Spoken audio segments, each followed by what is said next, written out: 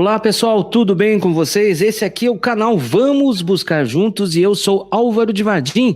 Estou aqui para mais um dia fazer uma troca de conhecimento, fazer um bate-papo, conversar um pouco mais para agregar conhecimento ao nosso repertório, porque afinal de contas é isso que o nosso canal quer fazer essa discussão com inúmeros campos do conhecimento, com inúmeras ciências. E hoje nós vamos falar o que? Sobre saúde mental. Saúde mental que estamos falando tanto nesses últimos dias aí de isolamento social devido à pandemia do coronavírus ou Covid-19, que fez a nossa vida assim chacoalhar de um jeito que a gente teve que procurar uma outra maneira de viver. Então a saúde mental nossa, a gente já falava de saúde mental, o quanto é importante a gente trabalhar a nossa mente, trabalhar a nossa casa mental, higienizar a nossa mente, fazer certos, vamos dizer assim, parâmetros na nossa vida, certos jeitos de se viver. E agora, nada mais, nada menos assim, o corona fez a gente, chacoalhou a gente para a gente tomar essa atitude de uma vez por outras. E é um momento tenso, um momento estressante que a gente tem que aprender na marra. E hoje nós vamos conversar aqui com a médica psiquiátrica, a doutora Kelly Juliane Santos, né, que veio aqui conversar com a gente sobre as questões, o que são, vamos dizer assim, o que nos estressa, o que nos está estressando nesses dias. Tudo bom, Kelly? Seja bem-vinda ao canal Vamos Buscar Juntos. E a nossa primeira pergunta, o que nos estressa agora? A gente já tinha fatores estressores, e agora, o que a pandemia nos trouxe ainda mais para tensionar o nosso estresse? Seja bem-vinda. Bom dia, Álvaro. Bom dia, pessoal. Bom, mudanças, né? As mudanças nos estressam. A gente sempre busca estabilidade, né? O ser humano busca aquilo que conhece, andar no trilho conhecido, no caminho que já conhece. E quando a gente se depara com necessidade de mudanças, quanto maiores as mudanças, quanto mais elas acontecem, mais vão gerar estresse. Mesmo quando as mudanças são positivas, uma pessoa foi promovida no trabalho, teve uma mudança para um local melhor, às vezes traz junto algumas consequências que geram estresse e deixam as pessoas mais vulneráveis nesses períodos. Então, veja, até o próprio canal aqui, né? Vamos começar pelo começo, né? O teu canal começou com entrevistas presenciais, né? As pessoas iam aí, você podia conversar olho no olho e ter uma aproximação, e agora de repente vamos buscar juntos, vamos buscar juntos, mas separados, né? Então, juntos distantes, né? E isso faz com que a gente tenha que se adaptar, né? E nem todo mundo tem facilidade de se adaptar às coisas, né? Da natureza a gente ser colocado sob desafios, a gente ter dificuldades, a própria natureza sempre traz algum tipo de uma intempérie, alguma coisa que aconteceu ao longo da história, um vulcão, um terremoto, e as pessoas, né, sempre tiveram seus desafios e sempre tiveram que conviver com isso. Só que em outros tempos não se tinha muita explicação do porquê aquilo estava acontecendo, elas tinham que lidar com mais incertezas, de repente era um capricho divino e tinham que buscar explicações no sobrenatural para coisas que hoje em dia já se entendem melhor, né?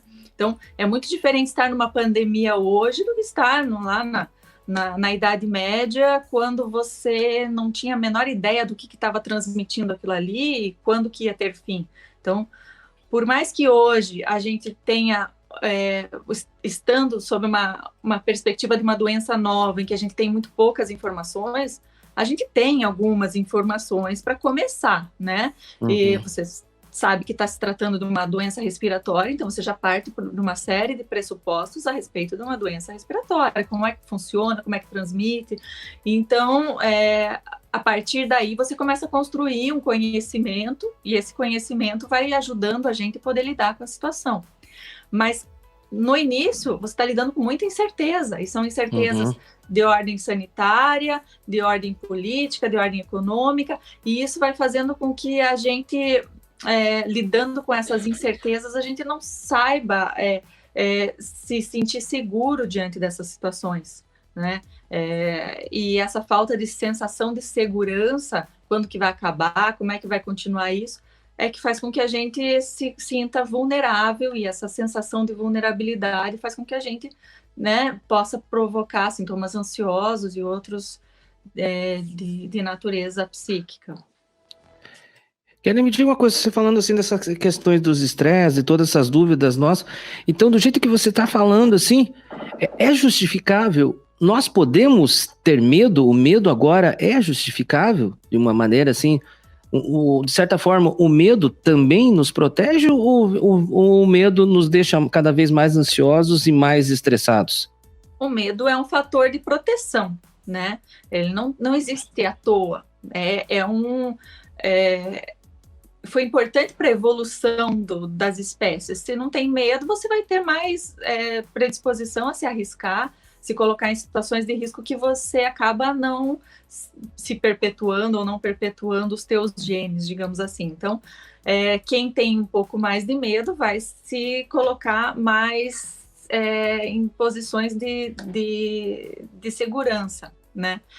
É lógico que tem um limite para isso, né? A gente tem que utilizar o medo em nosso favor. Então, eu até comentei com alguns conhecidos, né, naquele começo, em que todo mundo correu para o mercado comprar papel higiênico. Quer dizer, não tinha nada a ver com o tipo de doença, né? Por que tanto papel higiênico, né? Até existia alguns sintomas de diarreia, né, descritos para a doença, mas não era o principal e também não justificava isso. Mas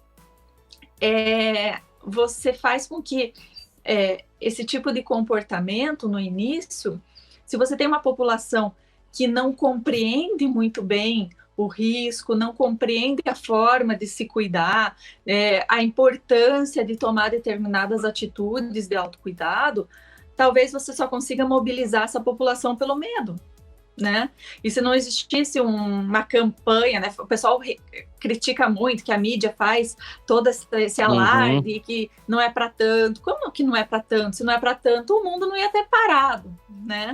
Então a gente está, sim, sob uma ameaça, é uma ameaça que coloca a humanidade em risco, não em risco de extinção. A gente tem que saber proporcionar as coisas, entender a extensão do problema sem se afetar de uma forma histérica, né? Sem ficar todo contagiado e sofrendo intensamente com isso. Então, não é o caso de ficar o tempo todo pensando sobre doença, o tempo todo com excesso de preocupações e de comportamentos que às vezes não dizem respeito à forma de transmissão da doença, né? Então você vê algumas pessoas paramentadas, né? Uns memes de pessoas com fantasias no mercado para não se infectar de forma alguma. Quer dizer, é um exagero, não é para tanto. Agora, também as pessoas têm que ter consciência de que alguns cuidados elas têm que ter, elas têm que imaginar assim, tá, é o equilíbrio, né? É um equilíbrio que a gente precisa ter. Imaginar uma gripe é uma doença respiratória, que se transmite de forma respiratória, todo mundo entende como se transmite a gripe. Então, com base nesse entendimento, a gente pode usar os mesmos tipos de artifício para tentar não se contaminar com o coronavírus. Né? É lógico, o coronavírus é mais infeccioso, tem um problema maior de contaminação, sim, mas a forma de contágio, ela é basicamente a mesma. Então, se eu uso ali alguns equipamentos de proteção, se eu tomo determinados cuidados, né? Que cuidado? Lugar que se coloca a mão é lugar perigoso. Então, assim, corrimão, trinco de porta. Então, você está num ambiente estranho, está fora da tua casa, não fica pondo a mão em qualquer coisa, né? Eu atendi esses tempos uma paciente que falou uma coisa que eu achei interessante, falou assim, tudo que eu encosto eu considero minha mão podre, né? Quando estou fora de casa. Então, assim, encostei em tal coisa, tem que passar álcool gel. É isso. Basicamente é isso. Você não precisa ter maiores neuros em relação a isso, mas você tem que entender quais são os cuidados que você tem que tomar. E Kelly, me diga uma coisa, não entrando na questão assim político-ideológica, né, vamos dizer assim, a sociedade fez essa polarização.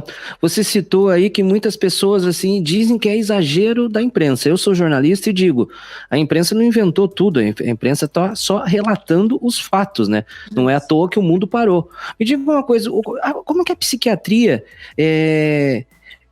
tipo assim, explica por que muitas pessoas negam que existe uma doença, negam a maneira do contágio, negam até mesmo a maneira de você colocar uma máscara. Pessoas assim, a gente cruza na rua com pessoas sem máscara. Por que existe esse negacionismo? Como que a gente explica dentro do íntimo dessa pessoa, ela vendo tudo, tendo vamos dizer assim, essa explosão de noticiário mostrando as pessoas não estão morrendo num mundo paralelo, o mundo não parou no mundo paralelo, e mesmo assim a pessoa nega isso. Da onde vem essa questão, pensando assim, dentro do íntimo de um ser humano? Você sabe que isso é uma pergunta bem interessante, porque o básico da negação é o medo, né? Eu tenho tanto medo que eu prefiro fingir que a coisa não existe. E é um fenômeno psicológico. A pessoa ela não sabe que ela está fazendo isso, é involuntário, né? Então, não está acontecendo nada, é melhor eu me convencer disso do que ter que ficar desgastando, gastando energia mental com esse tipo de preocupação. Né? E aí, nessa questão, por exemplo, o que essa parte política ela pega, é que quando existe esse embate, né, existem pessoas que querem provar um ponto de vista, e aí ela vai até as últimas consequências, né? Ela se apaixona pela própria ideia, não está acontecendo nada, então eu preciso morrer negando, né? Então voltar atrás é muito difícil. E isso acaba colocando outras pessoas em risco também, né? Uma outra situação é assim, é a pessoa criar pensamentos que fazem com que ela não entre na adesão do uso de máscara e tudo, porque ela se sente ridícula, porque ela acha que aquilo é feio, porque ela começa a criar ideias, né, de que é desnecessário, que as pessoas estão exagerando. Então, assim, só que, né, mais do que se colocar em risco, essa pessoa está colocando os outros em risco, porque se ela se contamina e ela não está usando máscara, ela está transmitindo, de repente, para pessoas que possam ser mais vulneráveis. Então, até quando chegam em casa, né, dentro da própria família, que daí não teria o uso obrigatório de nenhum equipamento de segurança, de compartilhamento de objetos, essas coisas todas que facilitam a transmissão. Então, é um comportamento que, né, evolutivamente falando, essas pessoas estão mais suscetíveis a não se perpetuarem, digamos assim, né, nessa linguagem. Certo, entendo. Kelly, eu como jornalista, eu sempre brinco, sou um especialista em generalidades, né? Por isso que a gente está conversando aqui sobre psiquiatria, porque eu acho um tema muito interessante, por isso que eu estou conversando com você. Também acho a filosofia muito interessante, e uma corrente filosófica que eu penso, que eu tenho lido muito, é sobre o estoicismo, que ele nos coloca assim que nós temos dois caminhos, se importar com aquilo que nós temos o controle e não se importar com aquilo que nós não temos o controle, né? Então, de certa forma, no meu ponto de vista, isso daí a gente acaba até se encontrando um pouco com a tua área do conhecimento, né? E dentro, fazendo essa pré-pergunta, dentro de toda essa bombardeio de informações que nós recebemos no dia a dia, através da internet, televisão, rádio, qualquer mídia que nós estamos consumindo, claro, a imprensa está fazendo seu trabalho, é preciso noticiar, é só isso que tem acontecido no mundo, mas me diga uma coisa, como trabalhar a nossa mente para fazer aquilo que nós conseguimos fazer, aquilo que nós temos controle, e deixar o quê? A crise política fora do nosso pensamento, a gente não vai conseguir resolver. Claro, a gente não pode fechar os olhos, né? Não pode fechar os olhos, não pode deixar de fazer as nossas críticas. Mas como não deixar todos esses problemas, a crise econômica, a crise política, a crise sanitária, não prejudicar a nossa saúde mental? Como que a gente consegue, de certa forma, colocar uma barreira de acrílico entre o desespero e a nossa saúde mental? Essa é a pergunta do milhão, né? Difícil, né? Porque quanto mais você se intera do que está acontecendo, é como uma novela, né? Mais você vai se apaixonando pelas histórias e pelos fatos, e você quer tomar um partido, e você começa a gerar a sua própria opinião. Então, a gente tem que ter um limite, né? Um limiar aí, assim, o quanto eu preciso saber das coisas para não ficar alienado do mundo, mas também, será que eu preciso ficar ouvindo a opinião do fulano, do ciclano, beltrano, não sei o quê? Para ter a minha opinião, por que eu tenho que opinar sobre tudo também, né? Então, às vezes, a gente tem uma necessidade de aparecer opinando de tudo, né? E às vezes as pessoas elas opinam de uma forma muito rápida e rasteira, né? Acontece a coisa, a gente tem que emitir opinião, né? Eu sempre emito opinião também, né? Eu tô falando, mas é difícil a gente se controlar. Mas, assim, a tendência sempre assim, eu deixo a água rolar, acontecer um monte de coisa, um monte de gente falar, e aí você vai conseguindo a captar o que aconteceu, né, de uma forma um pouco mais natural, e não indo atrás das notícias e tendo que falar rápido sobre aquilo, né? Deixa isso para os jornalistas, para o pessoal que realmente trabalha com isso, tem experiência para poder compilar os dados adequados, porque é muito fácil a gente escutar opiniões enviesadas, né? Você fácil, se você não pega bem a origem da notícia, você consome uma notícia que vem, né, que vem com viés, que vem mal contada, que vem contada pela metade. Então, aí você vai ficando com raiva das coisas, como se tudo aquilo fosse uma injustiça, como se, né? E assim, eu sou da opinião seguinte, sabe? Quanto mais rebuliço tem na política, em Brasília, seja lá onde for, mais significa que as instituições estão funcionando, porque está tendo uma regulamentação natural entre elas. Né? É uma tensão, né? O pêndulo, né? Puxa para cá, puxa para lá. Um poder está agindo sobre o outro, tal. Então eu fico mais tranquila quando eu vejo a coisa assim, né? O pessoal se alimenta mais daquilo. Mas eles estão brigando, mas a briga desse poder com outro poder e tal, não sei o quê. Eu tenho que ter uma opinião.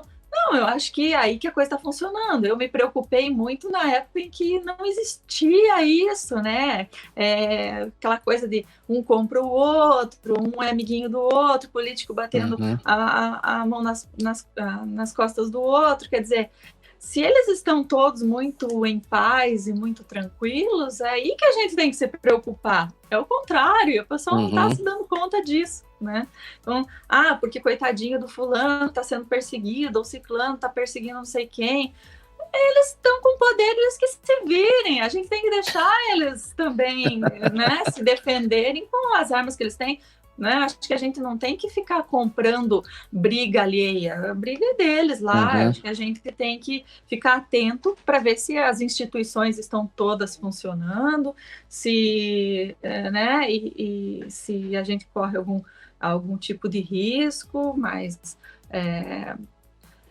via de regra, acho que as pessoas elas sofrem mais quanto mais elas vão se inteirando de pormenores, de detalhes, e compram narrativas, narrativas do vitimismo, de fulano que está sendo perseguido. Cada um com seus problemas, também tem isso, né? Eles estão lá, estão todos empoderados, ninguém lá é coitadinho, todo mundo lá sabe muito bem o que está fazendo, e a gente não tem que sofrer por causa do sofrimento deles. Né? Dentro disso daí que você está falando, as redes sociais elas cumpriram um fator positivo, que foi democratizar a informação.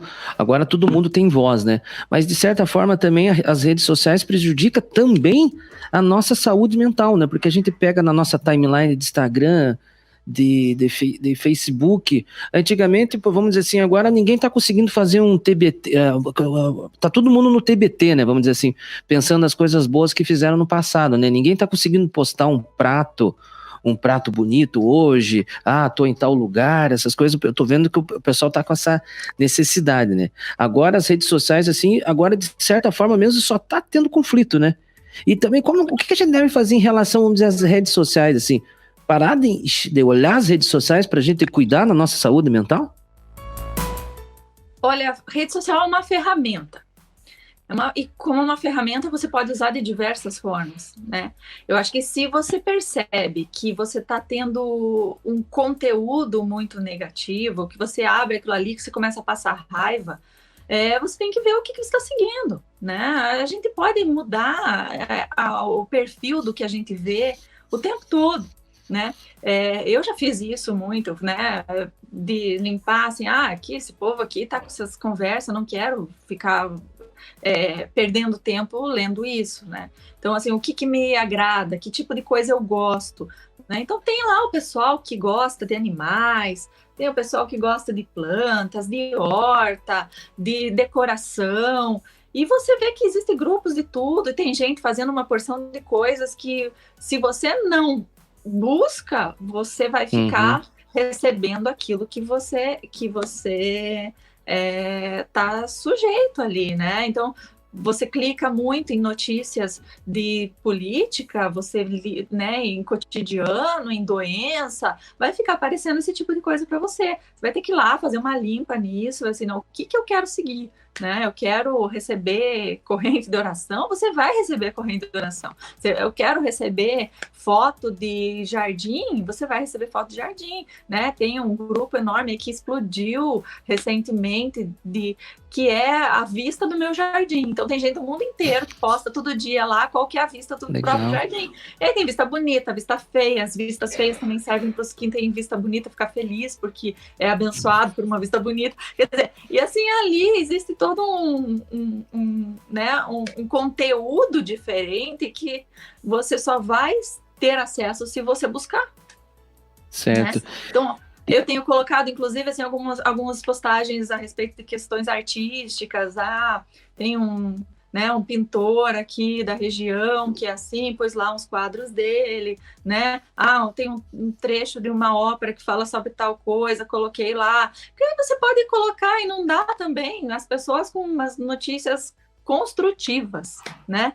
Coisas que fazem com que elas se nutram, né? Que a informação nutre a gente, transforma a gente num ser melhor ou num ser pior. Se eu fico procurando uma informação ruim, negativa, eu vou me transformar numa pessoa amarga e ranzinza, né? Então a gente tem como buscar usar as ferramentas ao nosso contento. E dentro dessa questão que você falou, Kelly, então a psiquiatria, ela oferece vamos dizer assim, algum caminho da diferença da nossa vida, como construir a nossa vida, conservando os pensamentos positivos e conservando pensamentos negativos. Conservar pensamentos positivos faz a gente olhar a vida de uma forma diferente? Veja, assim, não é nem a psiquiatria, né? Acho que sim, são questões, às vezes, até filosóficas, religiosas, né? Formas de como se foi educado a pensar, elas podem proteger a pessoa de desenvolver determinadas doenças mentais.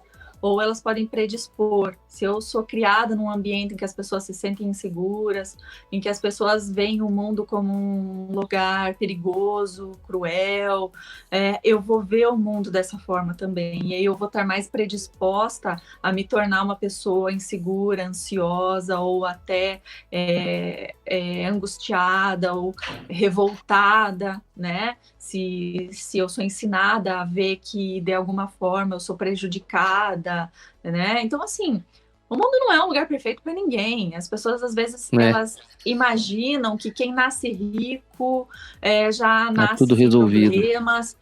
E assim, eu tenho muitos conhecidos, pacientes, que o problema não é dinheiro, mas não é por isso que eles são pessoas felizes, ou que são pessoas bem resolvidas, e que são pessoas que tiveram uma família, às vezes, suportiva, uma família legal, que fez com que eles se desenvolvessem pessoas plenas, saudáveis, e que pudessem realmente ter desenvolvido até profissionalmente o que quis. Não, às vezes famílias sabotadoras, que têm dinheiro, que têm condição econômica, mas que maltratam a pessoa de tal forma, né? O filho, o adolescente, o adulto, que a pessoa cresce tão cheia de neuroses Sim. que ela não consegue nem aproveitar, às vezes, aquilo que ela tem financeiro.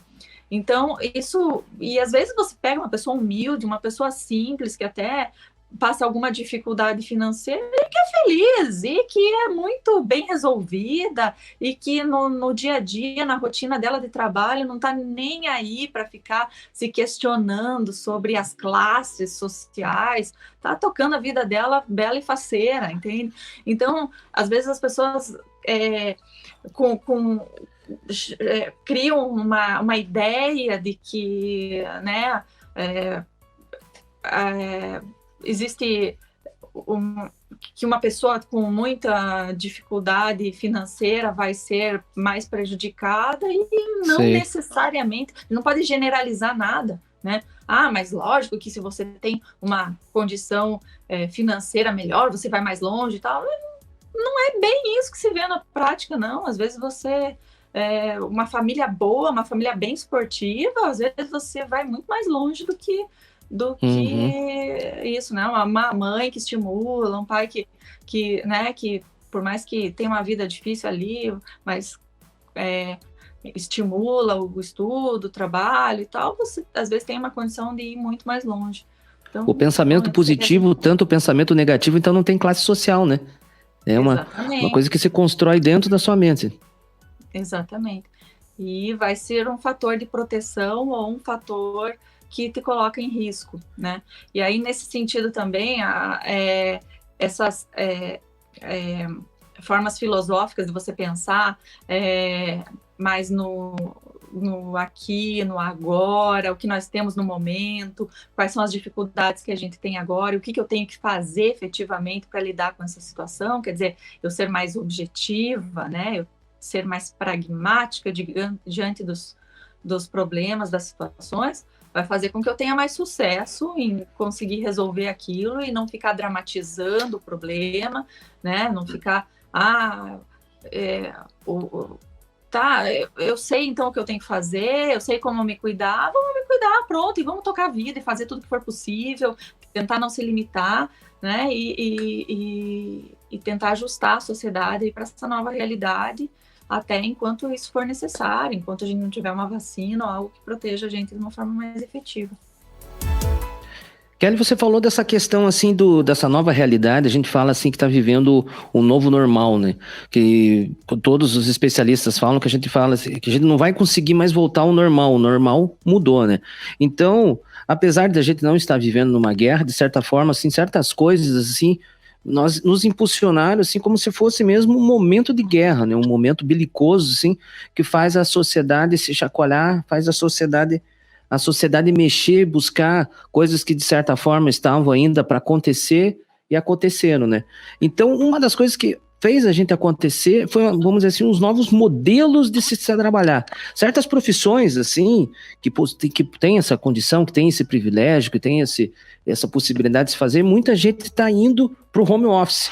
E isso daí, de certa forma, a gente está vendo que vai acontecer, e isso vai permanecer. Eu já tenho contatos com algumas empresas que eu conheço, alguns clientes, assim, que foram para o home office e viram que é interessante, que vale a pena o home office. A gente vê também que a educação, o ensino também estava naquela questão de caminhando para o EAD, e de certa forma agora vai de fato mesmo muito, principalmente assim, não vou dizer assim um aluno do primário, né, do ensino fundamental, mas assim já o aluno superior, em pós-graduação, muito se vai se vir no EAD. Como a gente pode conseguir conviver com esse novo normal? Fazer um home office é totalmente diferente, né? De certa forma, coloca você num convívio maior com a tua família. E nós, de certa forma, não estávamos, né? Acostumados a conviver com a nossa família, né? Conviver com os filhos, conviver com o pai, com a mãe, com os avós, né?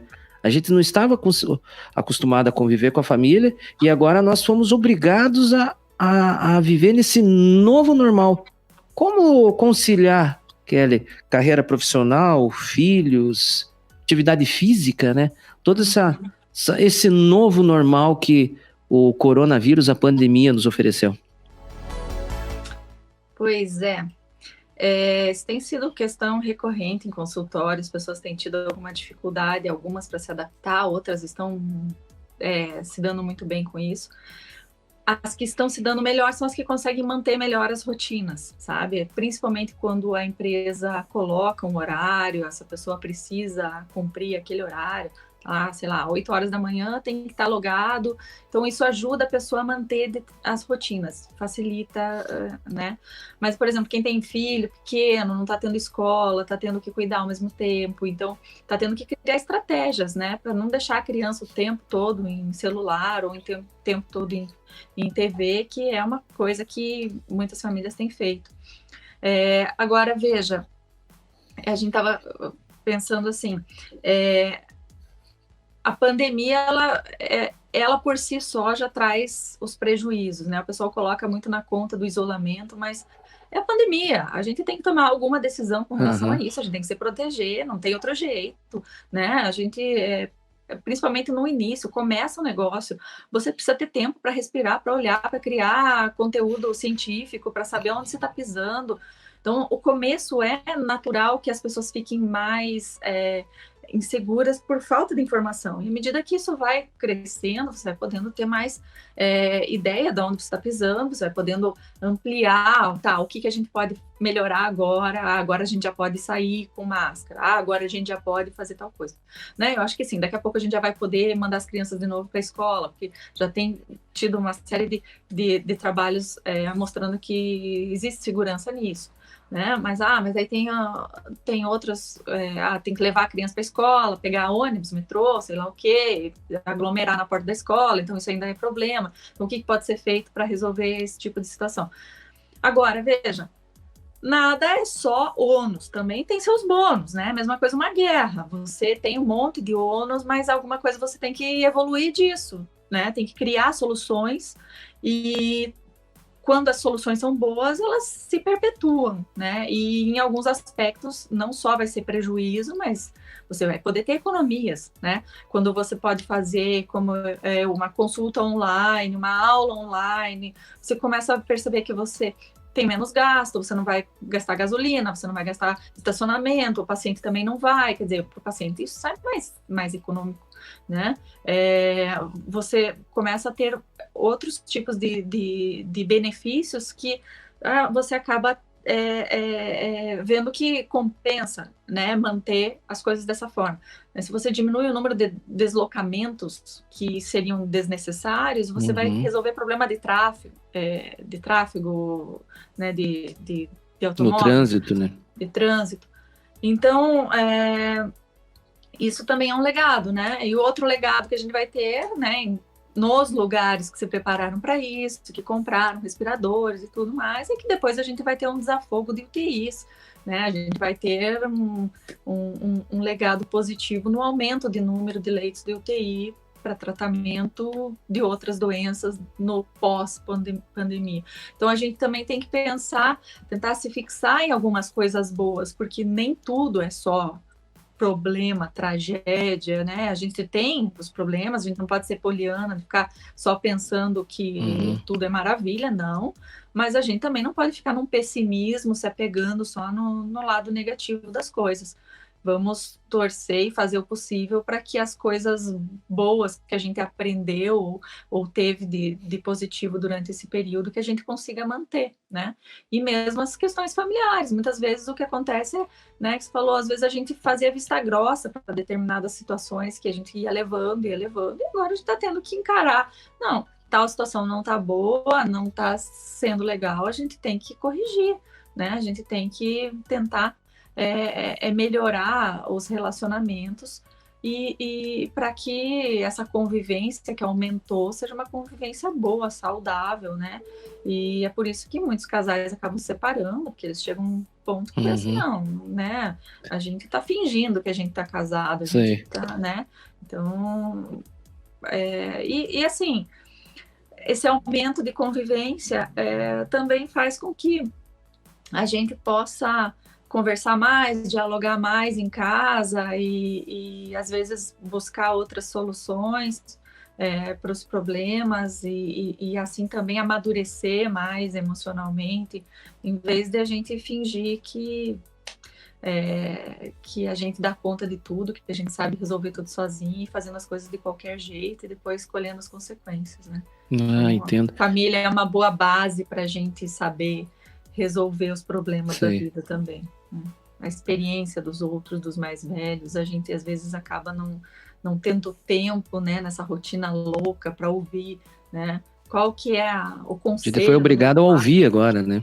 A gente foi obrigado a ouvir e conviver, né?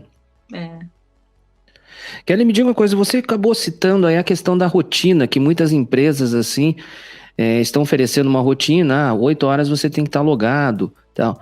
E aí você colocou assim como um fator determinante essa rotina. Me diga uma coisa, nós, assim, não estamos preparados para a liberdade, a gente precisa de uma tutela, vamos dizer assim, de um Estado, de uma empresa dizendo o que nós temos que fazer. A gente não tem ainda esse discernimento, essa evolução na nossa mente, assim, para a gente conseguir viver com a liberdade, que certas vezes a liberdade também aprisiona, né? Deveríamos, né? Mas se pensa o seguinte, quando a gente está muito acostumado com um determinado controle, e você, de repente, você perde isso, então, até você se adaptar, às vezes você precisa desse suporte, né? Isso que eu tenho percebido, assim, né? De conversar com as pessoas, os pacientes que têm essa rotina, eles conseguem produzir mais, ficar mais produtivos, né? E os que podem ficam mais. Então, o que eu tenho feito, assim, trabalhar com esses que se perderam um pouco na rotina, de se recolocar, eles fazerem a própria rotina, né? Então, assim, tenha um horário para acordar, não fique deixando para depois, nem que seja um pouco mais tarde, mas fixe o seu horário. Certo. Né? Então, ontem, ainda conversando com uma paciente, ela, porque aí agora tá frio, eu gosto de levantar e tomar um banho, mas tá frio, daí ficou me enrolando e não sei o que. Então, mude isso, não coloque esse evento como decisivo para você acordar, coloque o café, né? Então, é menos traumático pensar, eu tenho que levantar para tomar um café. Então, pense em 9 horas, ou sei lá, 8 horas, ou então 7 horas, é a hora de eu levantar para tomar um café. Opa, depois de tomar o café, fica tudo mais fácil tomar banho, né? Então, gostei, tomar o café... A gente precisa ver aonde a gente está se sabotando, sabe? Estou me sabotando nesse ponto, então eu vou corrigir onde eu estou me sabotando. Interessante. Que, como a psiquiatria sempre fala, né? A grande questão é a autossabotagem. E nesse momento de pandemia, né? A gente se sabota também muito, né? E essa sabotagem, de certa forma, vamos dizer assim, pegar a autossabotagem, pegar uma convivência, vamos dizer assim, entre aspas, excessiva com a tua família, você não poder sair, isso daí causa no ser humano, causa em nós, assim, Kelly, vamos dizer assim, pitadas depressivas, vamos dizer assim, pontos assim que pode surgir uma depressão e essa depressão originar questões maiores, problemas maiores? Acho que são muitos eventos aqui que podem colaborar para o desenvolvimento de um quadro depressivo, né? Então, um deles é essa preocupação com os estressores externos, né, com as crises, ficar se preocupando porque tem doença, porque tem contágio, porque trocou ministro, porque tem corrupção, porque a gente carece de repente, uma liderança política que diga você tem que fazer assim, você tem que fazer assado, porque aí você vai estar seguro, né? Como se fosse se a gente traçar um paralelo de uma guerra, você precisa de um general ali que te comande o teu exército. Então, assim, a gente precisa de uma liderança que a gente confie, né? E que fale, olha, vocês vão estar seguros se vocês fizerem assim, assim, assado, tal. Então, essas questões todas deixam as pessoas nessa sensação de vulnerabilidade, mas também a questão do isolamento, de não poder fazer aquilo que quer, quer dizer, você tem que se restringir a sair só para aquilo que é necessário. Você ter uma restrição para atividades físicas, então o sedentarismo também causa um aumento do risco. Então, o quanto as pessoas puderem fazer coisas em casa, isso eu tenho orientado. Busca o que dá para fazer. Põe aula de dança na TV, pula corda, faz yoga, faz pilates, solo, faz o que for possível no ambiente que você tem, né? Mas faça alguma coisa, né? Faça faxina, mas faça alguma coisa, né? Então, a questão de sentir saudades das pessoas, você querer ver os pais e não poder, né?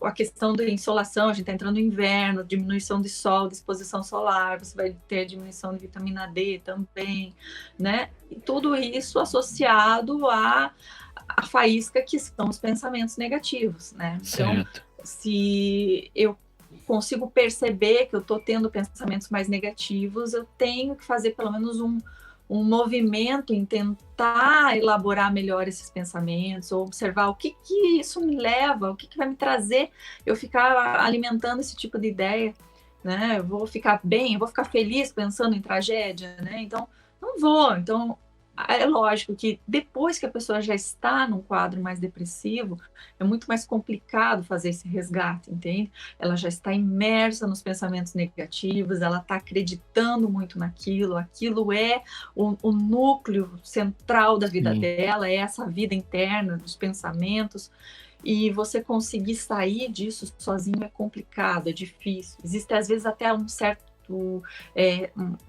desejo em manter e alimentar aqueles pensamentos ruins, né? Como se fosse um prazer naquilo, né? E a gente tem que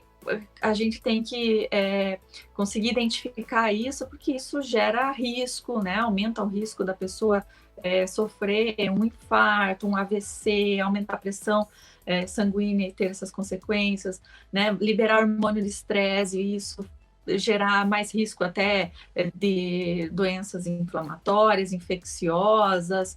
Então, tudo isso são fatores de risco, não só para depressão, mas para outras doenças. E se a pessoa percebe que ela está tendo esse tipo de tendência mais pessimista com relação ao futuro, ao mundo, a ela mesma, ela tem que buscar ajuda também, marcar consulta, vai num psiquiatra, vai num psicólogo e começar a trabalhar isso para sair desse círculo vicioso, né? Porque às vezes, quando você já está dentro desse meio, sair sozinho é muito complicado. Então, a gente precisa de um suporte externo para conseguir perceber, às vezes, os erros que a gente está cometendo ali, que estão mantendo o quadro ativo. E, às vezes, também usar medicamento, né? Um suplemento vitamínico, uma série de coisas que a gente precisa, às vezes, investigar e tratar adequadamente. Eu não tive acesso, Kelly, a esses números, eu não sei, mas eu acredito que nesse período, você que é especialista na área, nesse período de pandemia, os números de suicídio cresceram, né, devido a essa depressão, devido ao, vamos dizer assim, o isolamento. Esse período pandêmico é um convite àquelas pessoas que já estão vulneráveis ao suicídio, assim, também? Sempre que você tem um aumento de estressores, né, de risco, você tem esse aumento de risco, né? Eu não tenho dados precisos sobre isso. O que a gente sabe é que existe um aumento grande de tentativas de suicídio diante de situações de isolamento. Isso, episódios prévios, né, em outras situações, a gente tem esses dados. A gente não tem os dados atuais, agora de como é que está isso, eu realmente não tenho, mas já tive que atender algumas emergências nesse período de pessoas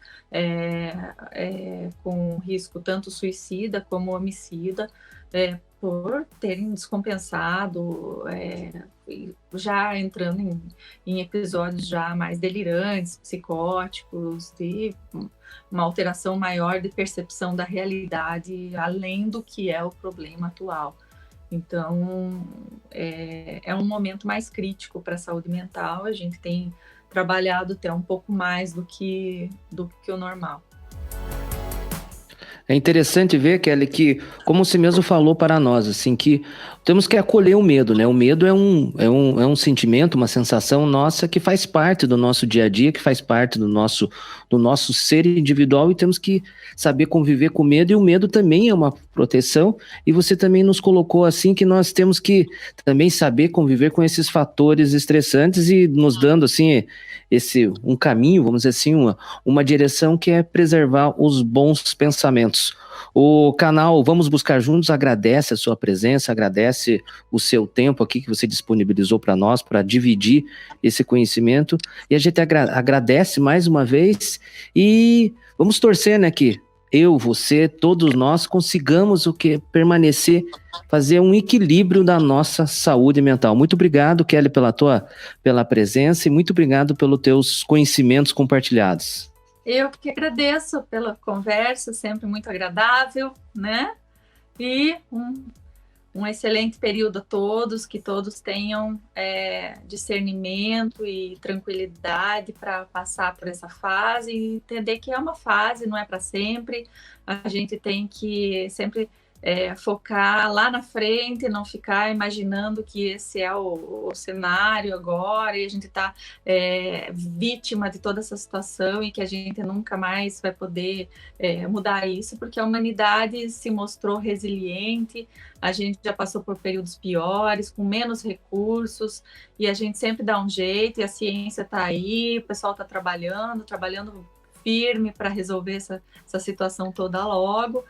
E a gente se recupera e por mais que a gente tenha dificuldades, inclusive econômicas, a gente sempre tem que recuperar. As pessoas não vão ficar sentadas de braço cruzado, cada um vai buscar suas alternativas e logo isso vai passar e esperamos que com o mínimo possível de sequelas e que deixe bons frutos para a gente, um legado positivo, então, nos aspectos que a gente já conversou. Você falou bem, acreditemos na ciência, a ciência é o caminho, a ciência é o caminho. Muito obrigado, Kelly, vamos buscar juntos sempre e vamos vencer essa juntos. Gostou da entrevista? Gostou da doutora Kelly Juliane? Então compartilha, se inscreva no nosso canal, ative as notificações, vamos dialogar, vamos debater, vamos crescer juntos. Compartilhe essa entrevista, compartilhe o nosso canal, mostre para os seus amigos. Quanto mais assim inscritos nós tivermos, o caminho para um canal pequeno, um canal orgânico, um canal que está, não digo pequeno, que está no início, a gente precisa da colaboração da audiência, daqueles que gostam do nosso conteúdo. Então, se você gostou do conteúdo da entrevista aqui com a doutora Kelly dos Santos, compartilhe, indique para os seus amigos, é conhecimento. Nós precisamos de conhecimento. Nós precisamos deixar de lado o negacionismo e acreditarmos, crermos no poder da ciência, de todas as ciências humanas, ciências sociais, as ciências sociais aplicadas, porque é através do conhecimento que nós vamos produzir cada vez mais, que nós vamos fazer o nosso mundo evoluir.